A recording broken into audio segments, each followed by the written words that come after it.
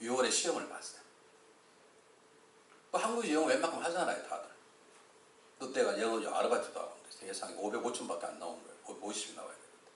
그래서 뭐 7월에 한 번 더 열심히 공부해서 7월 달에 시험을 따고 토플 시험 보러 가면 이제 8월 말쯤에 성적이 나오고 성적을 가져가면 이제 되는데 시험을 보러 갔는데요. 제가 아이들이 안 가지고 그 시험을 봐야 되는데 봐야 점수가 나와야 그걸 가지고 오플라에 들어가는데 이거 안 가져가는 거예요. 추구 미국 사람들은 추구 막 물어도 안 봐준대요. 너가 어떻게 성철이랑 네가 어떻게 보증을 증명을 내라는 게 안 된다는 거예요. 야 내가 목사인데 전도사인데 전도사 거짓말 하겠냐. 자기 전도사 뭐 안 믿는다. 그 시험을 못 보고 왔습니다. 사무실 찾아갔습니다. 내가 지금 시험 이래서 시험 못 봤는데 그러지 말고 나를 넣어주고 입학을 시켜주고 내가 8월에 시험을 봐서 9월달에는 점수를 주겠다. 그리고 그때 토플 안 되면 그때 자르면 되지 않냐. 그랬더니 한 번 입학한 사람에게 토플을 요구할 수 없다는 거예요. 한 번 들어오면 들어오는 것이지 요구할 수 없으니까 토플을 보고 오라는 거예요. 그럼 이제 전 내일 다음에 가야 되거든요. 6개월을 또 놀아야 되거든요. 그래서 어떻게 할 수 없이 교회 와서 낭망하고 있는 집사님 한 분이 전도사님 6개월 후면 6개월 후에 가는 거지 뭘 걱정하시냐고 서두르지 마시라고 그리고 이럴 때 기도는 합시다. 그 말 한마디가 그렇지 내가 미국 올 때 기도한다고 작정하는 게 뭐 했나. 그래서 제가 목사님에게 부탁을 했습니다. 새벽기도가 그 교회에는 토요일밖에 없었습니다. 목사님 제게 열쇠를 주시면 제가 월요일부터 금요일까지 제가 몇 사람 그냥 기도만 하겠습니다. 그러니까 목사님 부담 갖지 마시고 열쇠만 주시라고. 제가 이제 월요일부터 금요일까지 몇 사람들하고 와서 예배 드린 게 아니라 그냥 조용히 기도하다 가버렸어요. 학기가 8월 23일쯤 시작되는데 20일쯤 학교에서 연락이 왔어요. 잠깐 와보라는 거예요. 제가 갔습니다. 갔더니 여자 교수님 한 분이 저에게 책을 하나 탁 던져주면서 읽어보라는 거예요. 몇 편 읽는 거 다 읽었죠. 그랬더니 자기하고 대화를 하자고 그러는데 놀라운 것은 뭐라고 말하는 게 전혀 모르겠어요. 어떻게 알겠나. 미국 언제 1년 놀았는데 들리겠는데 또 신학적인 단어는 무지하게 어렵거든요. 그런데 내 입에서 답이 줄줄 나가. 영어가 되는 거예요. 아니 뭐라고 묻는지 모르는데 하여간 저는 읽은 게 있으니까 그냥 하여간 모르게 답을 했어. 그랬더니 큰 종이 4장을 주면서 성서 해석 방법론에 대해 쓰라는 거예요. 우리 이 목사님 지금 쓸 수 있겠어요? 아니 한국말도 뭐 성서 방법론 여러 개가 있거든요. 여러 가지가 있어요. 방법 그걸 썼어요. 근데 그걸 영어로 어떻게 써요? 제가 앞뒤로 2장을 쓰고 나왔어요. 뭘 썼냐고 나도 몰라요. 그러고 나니까 정신이 번뜩 드는 거예요. 그래서 제가 그래서 뭐 때문에 나 이걸 시키냐 그때서 물어봤어요. 왜 이걸 하냐 그랬더니 자기들이 마지막 입학생 결정하는데 제가 나이가 제일 많은 거예요. 대개 미국이 신학 들어오면 대학을 졸업하고 오기 때문에 대개 23, 늦으면 24, 25 그러는데 저는 34세 왔으니까 제가 제일 나이가 많고 또 한국에 다른 목사들 오는 신학생들 경험이 하나도 없죠. 저는 이미 다 전도사 7년 차고 들어온 사람이니까 얘기를 했대요. 인석 도대체 한국에서 7년치 목회하고 이렇게 오고 나이도 34시 그런데 세상에 이 학생이 얼마나 웃기는지 자기를 넣어주고 그러고 나서 토플 봐가지고 안 되면 잘려라. 이런 웃긴 녀석이 있다. 그랬더니 교수들이요. 야 그냥 뭐 그러냐 뭐 그러면 오랄 테스트 해라. 그랬다는 거예요. 그래서 제가 오랄 테스트를 받은 거예요. 제가 물어봤습니다. 내가 어쩌냐 그랬더니 너 패스래. 너 영어를 잘한다는 거예요. 그래서 제가 그 100년이 넘은 신학교를 시험 토플 안 보고 들어가는 유일한 목사예요. 사람은요 그래도 잊어버려요. 그래서 신학을 들어갔는데 영어가 안 되는 거예요. 첫 번 강의가 그러면 기도를 해야 될 건데 잊어버려. 일단 입학했으니까 그냥 신나는 거예요. 뭐 하든 말든 그냥 이거 페이퍼 쓰는 건 문제가 없으니까. 제가 웨이코에서 신학을 하면서 웨이코에 2시간 왔다 갔다 하면 공부를 했는데 어느 날 금식을 해야 되겠다 생각이 들어서 제가 금식하러 산에 들어갔습니다. 기도원에 들어갔는데 제가 이렇게 부족해 보이지만 전도사 때도 부흥집회를 다녔어요. 왜 다녔냐고 몰라요. 아이고 부르니까 갔어요. 근데 충북 음성에서 조그만 한 50명 모이는 교회 하는 나이 많은 목사님께서 저를 초청을 해서 제가 그냥 가지 않고 제가 선생님들하고 팀들 데리고 가서 저녁에 집회하고 오전에 집회하고 오후에는 애들 데리고 쉽게 말하면 겨울 성경학교를 했습니다. 근데 제가 유일하게 그렇게 했어요. 이분들이 너무 은혜를 받아가지고 1월에 집회를 했는데 전도사님 다시 3월에 와서 집회를 해주면 어떻겠냐고.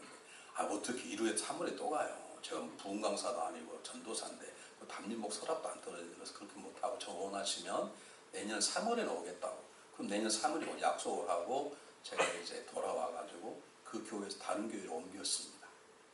강남에 있는 서초중앙교회에 제가 옮겼어요. 그리고 참 잊어버렸죠. 그 다음에 1월쯤 연락이 왔어요. 전도사님 우리 부흥회 준비 다 하려고 포스터 다 붙였습니다. 이제 한 달 남았습니다. 저희 기도를 준비하고 있습니다. 그러는 거예요. 그래서 아 맞다 내가 작년에 이 집 부흥하기로 했지. 그래서 담임 목사님에게 목사님 제가 일요일에서 이 교회 오기 전에 약속한 데가 있는데 부흥회를 좀 가야 되겠습니다. 그랬더니 목사님께서 가라고 해야 되잖아요. 그게 나한테 왜 물어? 전도사 결정해야 되지. 그 말은 가란 말이면 가지 말란 말입니다. 가지 말란 뜻이 가라고 그래야 되지. 아 그걸 왜 나한테 그래? 가지 말란 뜻이죠. 그래서 제가 안 간다 그랬습니다. 왜냐하면 먹고 살 잘리면 안 되잖아요. 그리고 저는 뭘 잊어버렸어. 그 미국으로 왔어요. 놀라운 것은 그렇게 하고 그 교회에 3년 있다가 미국 들어오고 미국 와서 2년, 5년째 지날 때 이제 기도를 하기 시작했는데 그 생각이 갑자기 드는 거예요. 그 목사님 어떻게 됐을까? 혹시 나 때문에 잘되지 않았나? 나이도 많이 드시면 그래서 얼마나 제가 회개했는지 몰라요. 금식하면 회개만 했어.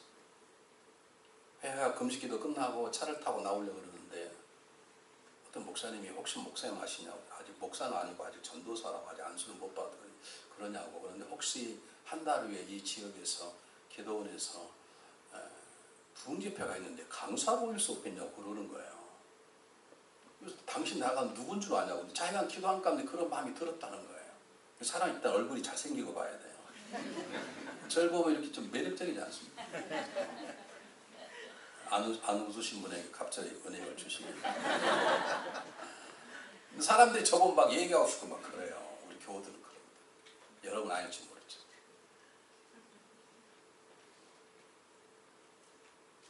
그래서 제가 미국에서 다시 부흥회를 하기 시작한 거예요.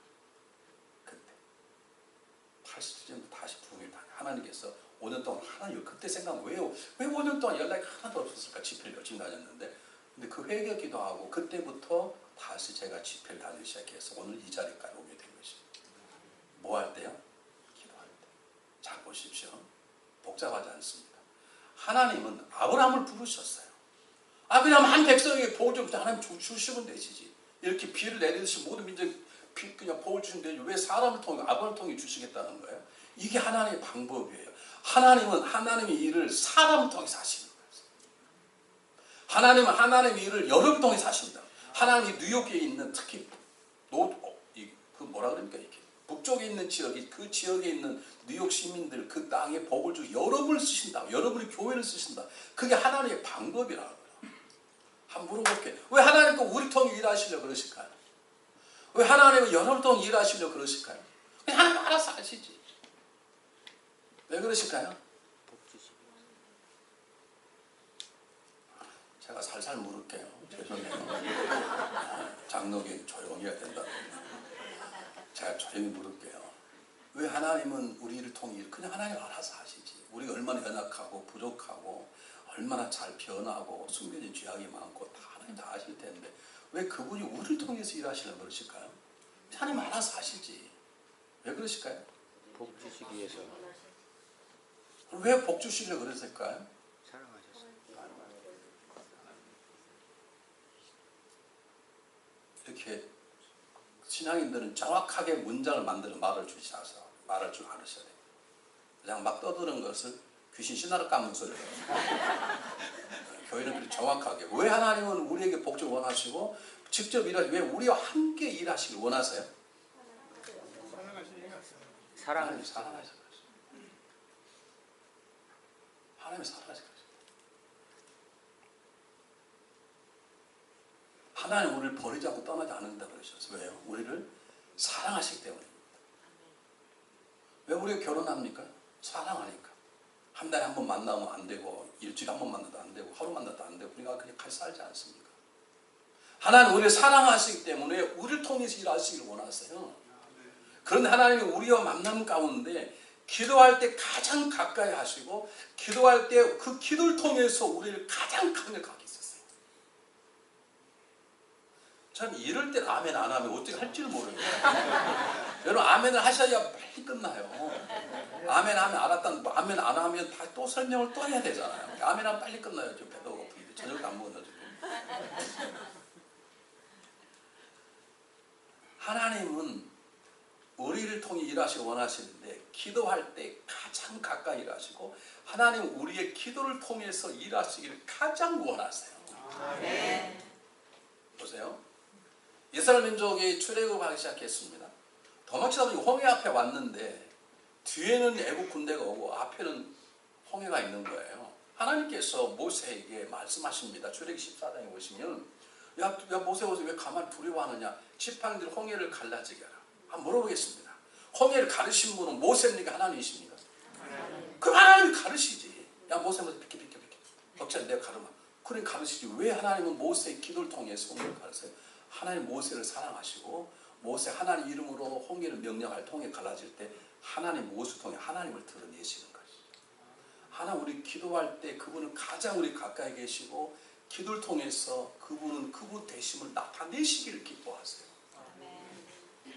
여리고 성벽을 7바퀴 하루 한 번 마지막 7바퀴 돌아라. 그 마지막에는 소리 지르라. 왜 소리 지를까요? 제가 지금 소리 질러 통성으로 기도하라 그 뜻입니다.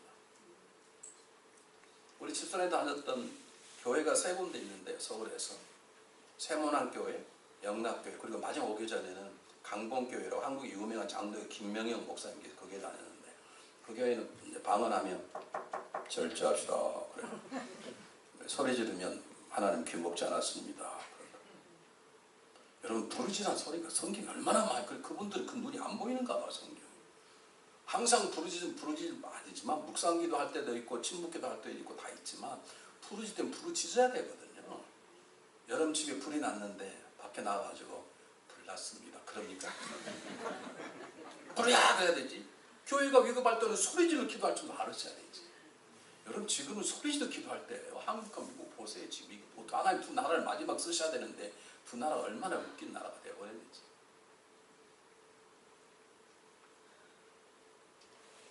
여리고 성벽을 그냥 하나님 무너뜨리시면 여리고 하나님 무너뜨리시죠. 그들이 소리 지르는 거 소리 진동이 뭐 그 여리고 성벽을 무너뜨립니까? 아닙니다. 너희 외쳐 부르질 때 내가 응답할 바라 내가 무너뜨리겠다 그 말 아닙니까? 하나님 직접 그냥 뿌리시지. 예수님께서 죽은 나사로 앞에 무덤 앞에 섰습니다. 그냥 나사로 나오라 그러면 그냥 나오죠. 근데 왜 예수님께서 아버지여 제 말을 지금까지 들어주심을 감사합니다. 왜 그렇게 기도했을까? 오병 기도 행하실 때 그냥 먹이시면 돼. 그분과 하나님이시. 그런데 그가 들고 오병이 물고기 5 물고기 2마리를 들고 하나님께 축사하사란 말은 축복기도가 아닙니다. 하나님께 감사 기도를 드리고 그만. 왜 기도를 해요? 부장 나눠주면 되시지. 그건 못할 일이야. 이건 뭘 말합니까? 하나님 우리가 기도할 때 가장 가까이서 가장 강력하게 역사하시기 때문입니다. 그러므로 저와 여러분이 신앙학교에 입학했다면 저와 여러분이 믿음의 학교에 입학했다면 제일 먼저 배워야 될 것이 기도인 것입니다. 기도가 체질화가 되어야 되는 것입니다. 그냥 보십시오. 이 정도가 돼야 돼요.